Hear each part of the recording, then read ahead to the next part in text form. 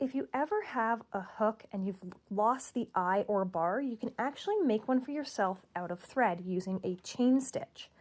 This way, when you hook your bar in, it actually holds. A chain stitch is really simple to do. I'll take you through it now. Firstly, you bring your thread through all the way, making sure there's a knot on the other side. Then you pick it just through the fabric, right where it first came out. Let's move that out of the way since we have our mark now.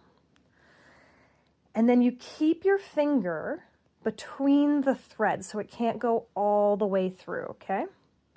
So you pull the thread, and then when you have this loop, I like to use my thumb. I'm going to reach over and grab the thread that's coming out, bring it through the loop, and pull the thread again. So you actually have to pull the bottom of what you just did to close the loop before. So once again, we have a new loop from what we just pulled. So you go through and you pull, this is the thread with the needle on it, and that's what we're pulling through this loop. As we pull it, we're tightening the previous loop by pulling the bottom of the thread. See? And then this that we just pulled through becomes the new loop. And we keep doing that all the way through. Now, if you accidentally let go, it will undo the whole thing.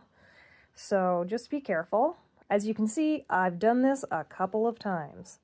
You can also see that it's starting to get longer, and we'll keep going until we have the full width that we need. And there we go. I want it just the length I need, plus like 1 or 2 extra stitches so that it's not flat against the fabric. If you can see that. So now I keep this loop.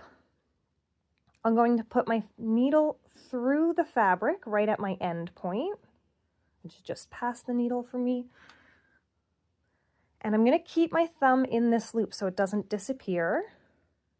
The main trick with this is we have to put our needle through the loop again and back out of the fabric.